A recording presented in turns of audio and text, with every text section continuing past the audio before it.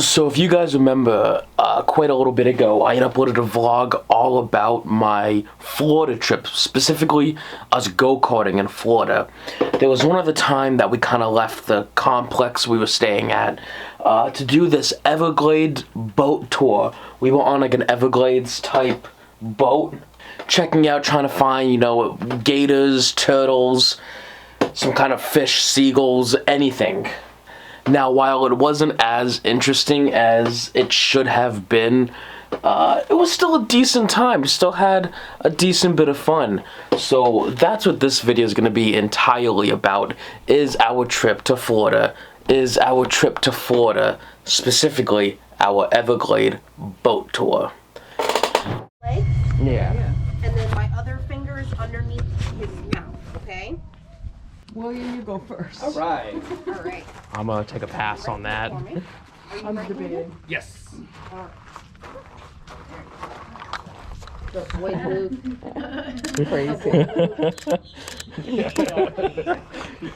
No, I'm so good. I'm so good. You're I'm good.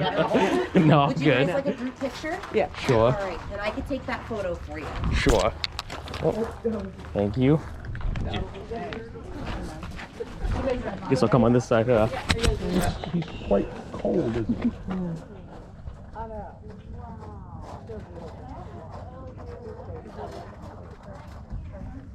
Thank you. I appreciate it. You're very welcome. Thank you, Luke.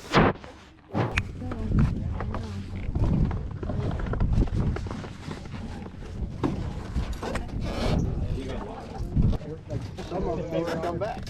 That's good. Yeah, that's right, yeah. You've done this before. Yeah. Not on the year before? No, it's pretty busy this time of year. Spring break, birds, The lady in the office when Grandma made a comment said yes. Appreciate it. Where's your plastic bag?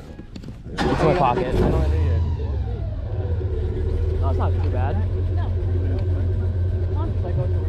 Yeah. The cars I going off my friends are louder.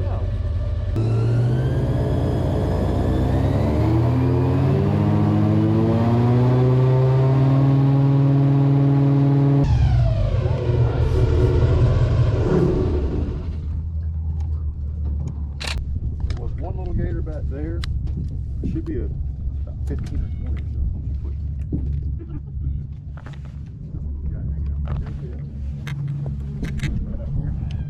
Got this guy.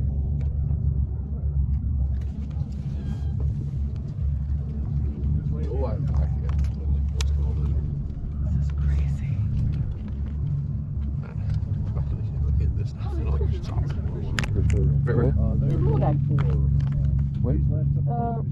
Might not be able to see it all. Where are the lily pads? It's like little Two guys on the boat, right flipping behind in us, like one that, with this tall throwing in thing. gently bass. Come down. People in a boat with 40 fishing poles, they're trolling for crappie. Every one of those 40 fishing poles has an umbrella right around the edge. Those 40 fishing poles are probably 7 foot hooks. I don't know how they catch anything other than each other.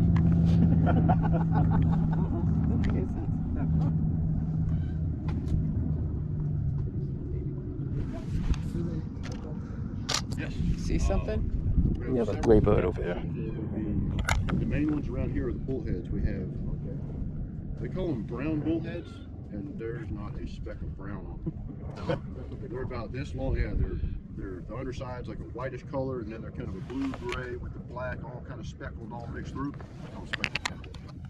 Now we have yellow bullheads, which they'll get about this big, and they're brown on the back with that kind of off-white or yellow belly. Buttercats we call them. Both of those only get about that big. They're really good eating. They're not fishy or muddy tasting, none of that. You start getting into bigger species of catfish, they start tasting better. Yeah, they do. Yeah, once you start having to take food and soak it in a certain something and stand on one foot and hold your mouth right for it to taste good, I don't want to eat that stuff. Soak it in milk. Yeah. The state record of white catfish was caught on the Withlacoochee River, which is basically right on the other side. I don't know where along the river it was caught, but somewhere along the 167 miles of that river, there was one catfish that broke the record. Probably a little further north up the river, or much further south. Our area of the Withlacoochee River through this part, This area is known as the Cove of the Withlacoochee. There's a lot of roads and things that know the cove this or that. This area, enough of Inverness and all that's known as the Cove of the Withlacoochee here. Real wide, shallow, real slow moving water. Further south of Highway 48 down to the Green Swamp. That's a pretty narrow, real rocky, real windy, pretty high current. Want me to hold that? No, it's fine. North of here, on Highway 200 area, then it's been the stump walkers up on the river.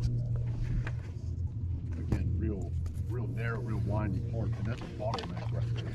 There's a part the bridge might go from the front of the boat, that's going to edge of that trail right there, and every drop of water from the river and all these lakes flows right underneath those undersides. Wow. So the water level changes quite a bit in these areas, about 4 feet difference, which is a lot for someone who's not titled.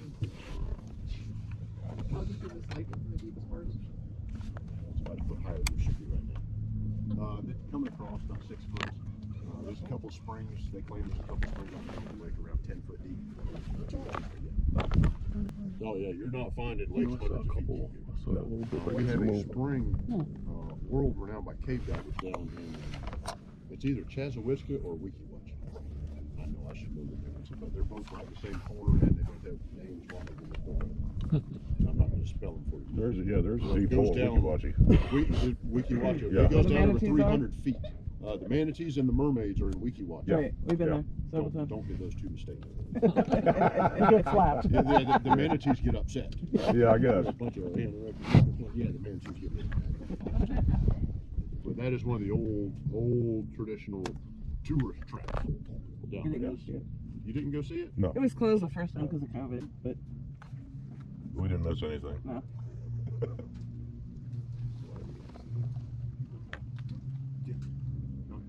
Yeah, we'll get a few planes, seaplanes will come and touch and go to the lake. And I've had some of the pilots have to come right on the boat afterwards and they're looking. When you're flying, he says, you don't know if these are sand patches that are several feet deep or if they're like right at the surface. Yeah. And when you only get one shot at landing, you're probably going to a little dicey. Yeah, right. Yeah. This lake is not too bad as far as underwater hazards. This lake is mostly mud and grass that's going to get you. Now there's some lakes that it's just underwater hazard all over the place though. Lake Russo is one of them, an Almond Lake, that they took a small little area along the river and they dammed it off, and now that little pond has taken over an area larger than this, and all the trees that used to be there have now all rotted off inches below the water line. So you look across the lake and it looks beautiful just like that. Like, oh yeah, you could just go right on it, but nobody does it. That should be a clue. Yeah. When everyone is taking the slow way all the way around the lake and you wonder why they're not, that's your sign right there, guys. When wood stays underwater, it stays good and solid for hundreds and hundreds of years. Yes, tear the bottom out of the boat, tear the engine off the back of it. Airboats are not immune to that problem. Airboats, yeah, well, you're surprised. We've taken the engine out of the water and we're propelled by air now. So nothing in the water is really going to affect our movement. But the problem with the size of that propeller, you have to put your engine way up high in the air, which puts your center of gravity way up high. So the small my personal airboat is like trying to stand on a beach ball in the water, if that makes sense to you. So when you bump those, it's not going to tear your engine off, but as you start going up on those, and if it dips that back corner, you're going down. You're only going down. And it's amazing how fast these boats will sink. Most of your recreational boats, they have to pass a certain float stability test to be allowed to be sold. So when y'all purchase them, you know they've gone through safety standards and you and your family will be safe when you go out on them. Those boats are supposed to, even though they're sunk, they're supposed to float at the surface for several hours so they can come rescue you. Is that a coup? This right here says that this boat has not passed any of those tests. It is not subject to any of those tests because this boat was specifically designed to be operated in shallow water marshes. As soon as you put this boat in water deep enough to sink it, luck to you.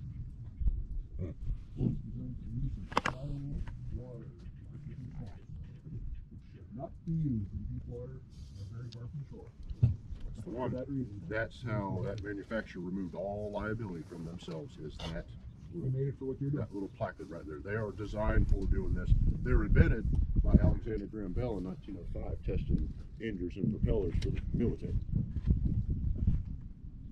A lot of people read, and everyone's guilty of Googling stuff, right? Don't trust Google's not as smart as we all give it credit. No. You Google it, and it'll say, airboats are designed for hunting the shallow water marshes of Florida and blah, blah, blah. No, they're not. That's just what the rednecks did with them. Hey, that thing works pretty good for that. Yeah, I'm going to build that. And then they just happen to be very good at hunting these areas because they'll get you through. We can run over dry ground so you can get further back in than your bass boats can get or your regular boats. And then once it gets too wet for any land vehicles, you can still keep on going. So here we hunt off of them. Up north, a lot of fire rescue uses them for ice rescue in the wintertime. That makes sense. Yeah, so you're in a boat, doesn't matter if it breaks through the ice or not. We use a lot of hurricane relief efforts and stuff, a lot of underwater debris, they do pretty well. Going through like flooded towns and things. If you've never seen what a fire hydrant does to a boat, it's not good. Airboats are very good at what they do. There is definitely a niche area for them to run. If anyone's offering ocean cruises on an airboat, I would politely decline that ride. And before we get going, they actually did take a very small, it was either 10 or 12 foot long, and that they had a boat to lead them across and break the wake. But they actually took, you can look it up, they went from Florida to Bimini, Bahamas on a little airboat. They used to have it in display in front of Bass Pro for years, but it was a cool looking old boat. The spring over on the left, the water coming out of there is nice and clear, but so a couple boats come through here and stir the silt up, you get this kind of effect. And the trees stain the water brown. That the tannic acid from the leaves and the trees, same thing that stains your coffee or stains your glass of water. Yeah. 72 degrees year round. All our springs in the state stay 72. They estimate somewhere around 800 springs and about 8 billion gallons of water every day coming out of them. Wow. Oh, wow. Now, we have some springs that are much larger than this. This one's about 20,000 gallons a day. Sounds like a lot, but it's really not. Most of y'all heard of Silver Springs? Yeah, that's pretty well known. Any guess at the flow rate on that one? Don't say anything thousands. Go way above that. No guesses? About 850 million gallons a day out of Silver Springs. Wow. Wow. So that's like throwing a tea bag in a swimming pool. It's not staining that much water. Yeah. So some springs would be clear right at the head spring or at the vent, and several miles downstream, just the amount of moving water keeps all that flushed out. Here it's real slow moving through the trees, so it turns it that kind of translucent brown color, and this siltiness looking here is just from the bottom getting stirred up. Yeah. One of the main downsides to swimming back here. Yeah, most of y'all thought it was the critters, didn't you? Yeah. Nope, it's the mud and the smell that lives in it. But yeah, you come out here in the summertime, and that little area we just turned around before we come in here, where we're seeing that other gator. The mud that floats up in those areas and bakes in the sun all day does not smell good at all. What kind of tree is that so you can live here in the water like that? That's a bald cypress. Bald cypress, yeah. It's deciduous palm. Way too fancy of a word for me to be using, but they lose their leaves and they come back. They just went through that winter cycle. So, 2 weeks ago, there wasn't half of these leaves out here. It was real gray and brown looking, and this time of year, just about every time I come through here, there's more and more shade. About next week, you'll be able to see into the tree line about a foot, and that's about it. It's nice, lush and green back here. And summertime it's very humid. Everywhere's humid. Yeah, we get a nice break from the sun for a little bit coming back through that wooded part behind us. And wintertime, you don't see too many gators through there. There's really nowhere for them to get up and lay in the sun. But when it's hot, some of the little ones, you know, the 3-4 footers, they'll lay up on a couple of those logs in the heat of the day because it's shade and helps keep them a little bit cooler. And then the rest of those trees, like the cypress, they can live in the water like this. Their roots will grow up out all around the trees and through the woods. You'll see these little pointy things starting to grow up. Those are the cypress knees. That's the part of the root system that allows the trees to breathe in the water. Now, cypress can grow on dry land. The wetter the area, the more knees it puts out. So, a friend of mine, about a month ago now, real nice guy, goes, Hey man, you know the river pretty good. I'm looking at buying some property. You want to come check it out with us? Okay, cool. So we went and we found it was a beautiful spot on a nice bend in the river, but I'd say about 3/4 of the property was just littered with cypress knees. But it was dry to the touch. Y'all see this line on these trees about 2.5, almost 3 feet high? Well, over there, that line's about 6 foot up the trees. That's a watermark. Oh, wow. Yeah. Even if you are standing on dry land, if you're surrounded by a bunch of cypress knees, that is a flood plain. So I politely told my friend, I said, do you plan on building on stilts? No, not really. So, okay, do you plan on building on top of a boat? No. I said, well, I would recommend looking somewhere else. You can build in these kind of areas. If you build up high enough, you have to build everything over 5 feet. It has to be 5 foot above the water line, so the knees still have room to grow up.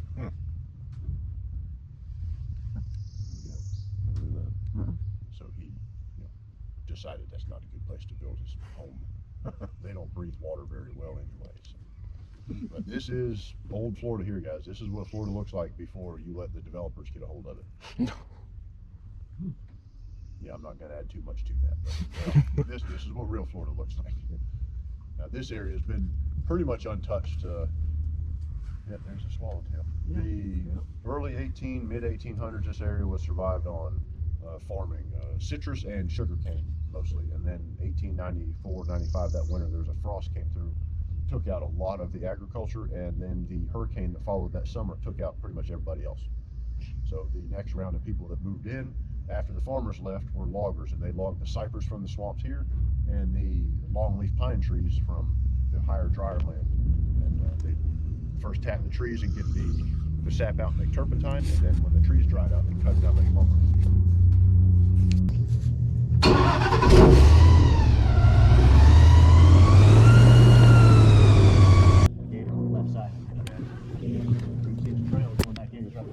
That's Mikey. That's a 12-foot, 700-pound male. I don't see him. You get him, Matt? Oh, there he is. Hi, Sam. He's coming over so you can pet him. 40 years old? Oh, he's probably in his 50s, somewhere in there. Could be in his 40s. You can almost make it the villages then. Do what? Pretty mature gator for here. They do much gator hunting on this lake? 5 people a year will get drawn for Lake Panasoffkee. This lake isn't 5 people a year, you get 2 gators, so at most 10 gators a year. 10 gator tags a year on this lake. They don't eat turtles, huh? For the most part, no. Soft shell turtles, they'll eat them like they're going out of style. Yeah. The hard shell turtles, generally they can't break that shell. Okay. Even biting down 3,000 PSI, it's tough to break that shell usually. If there's something wrong with the turtle and kind of a thin shell or something wrong, they can break it, or if a boat hits it, kills the turtle, and they lay there kind of soften it up, the gators will eat those. And this here, these are big soft shell turtles, large birds, great blue herons and white eagles, things like that. Small deer, hogs, turkeys, bobcats, otters, and raccoons, if you can catch them, things like that. I thought they would be more shy of boats and stuff like than they are. Like he just knows how to lay there. Like, This is not a good example of that because he sees this boat 5 times a day.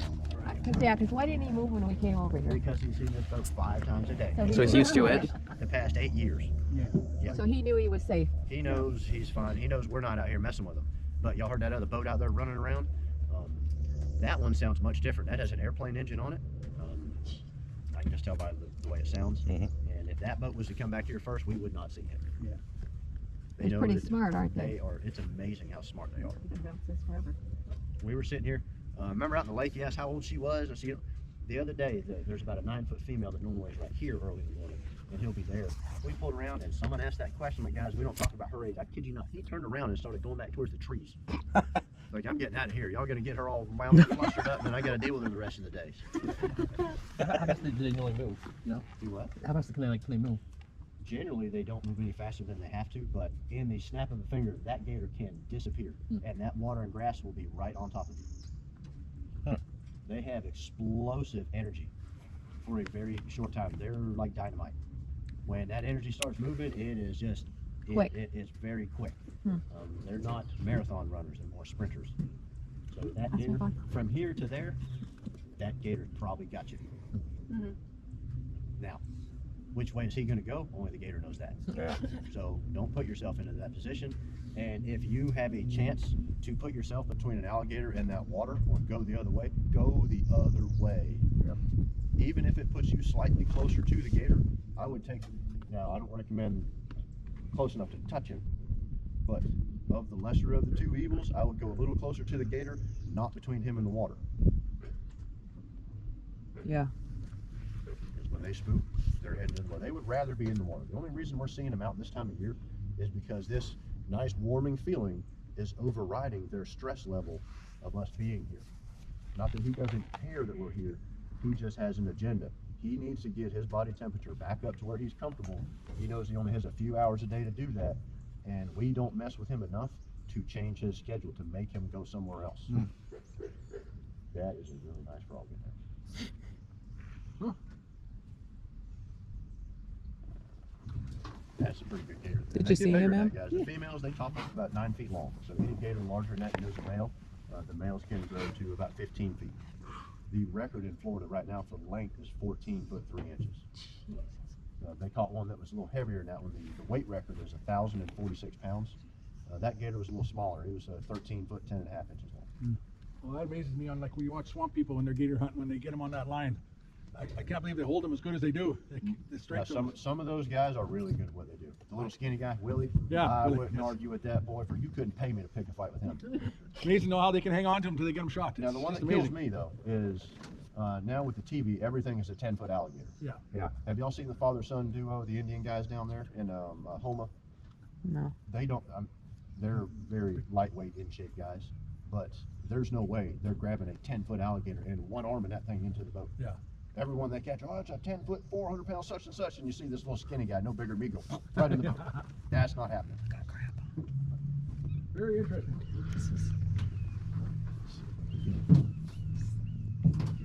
Turn around. Yes, we could probably drive through there and around those willows and back out. Why? Well, one, we don't want to do that to scare him. Two, if the back of this boat didn't start to swing around when I made it turn, the only thing else we could do is just keep going further and further back until something else happened. Just nothing y'all want to do. The look she's giving me right now. Just get this thing out of here. Yeah. I'm glad I saw at least one. I figured the noise wouldn't be bothering them because you got to be used to it. But This stuff is all free. This stuff is some of it's thick enough you can walk on. The only problem is you get a thin spot. Yeah. And then you're not walking on it anymore. You're standing there eye to eye with him.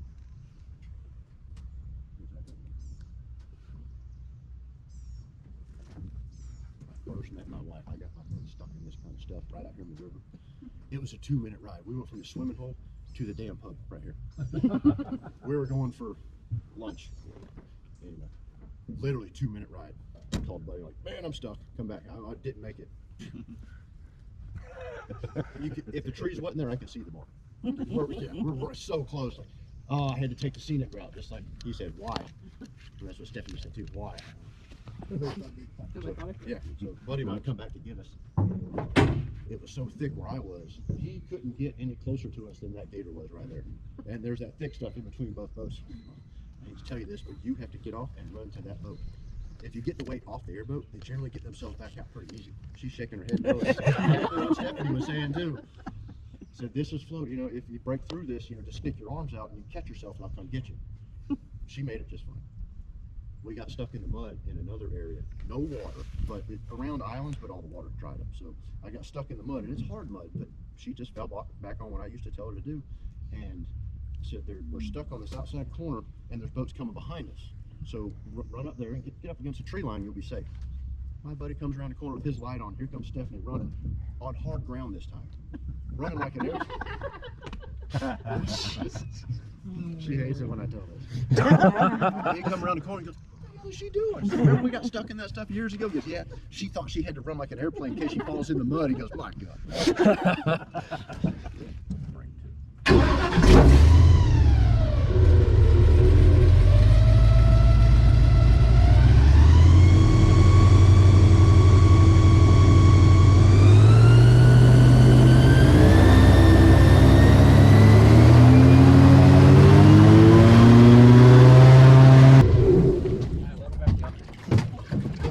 Did that like it was nothing.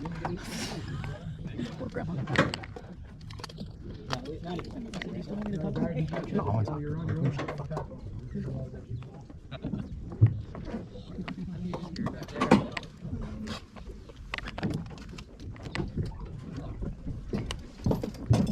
Remember the dock's floating, so we'll be underneath. I don't know.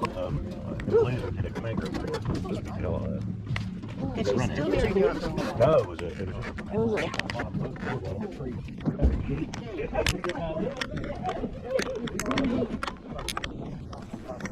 I was gonna say everyone's just standing on the thing. It's gonna sink. Gotta get our land legs back. That might have been the dumbest thing I've ever done. I thought it went so damn fast. I thought it was gonna be. Oh my, it went so fast. Yeah, as soon as it started going fast, I could. Yeah, it was cool. As soon as we started going across the lake and the water, I'm like, oh, Yeah. Way too fast. I mean, I was freaking out. The turns were a little. I didn't mind it going fast, but like the turns. He also said he's done five tours a day for the last 8 Yeah. years. Oh no, I knew he was confident. I got a little goofy a couple times with the turning. It just sucked that everything we saw was on one side and then you were on the other. Yeah. That didn't help. The only good photo I think I got was that one, the daddy crocodile. Yeah. Well, after I edited. I couldn't Something see like that. anything. I couldn't see nothing. Yeah. Oh, without a doubt. We couldn't see anything. Nothing at all. That's the only thing I saw was that and sea turtles. Well, I saw, yeah. The one, I mean, I should say there was the one turtle on our side, but I couldn't see it. And the second I did see it, he jumped down in the water. Yeah. I was like, because I think the one I would have a won. glimpse of the last place we were. I saw a glimpse of the two turtles, or the two little baby. Yeah, I think I saw like a little bit of glimpse that. of that, but then the boat moved and I couldn't see it again. Yeah.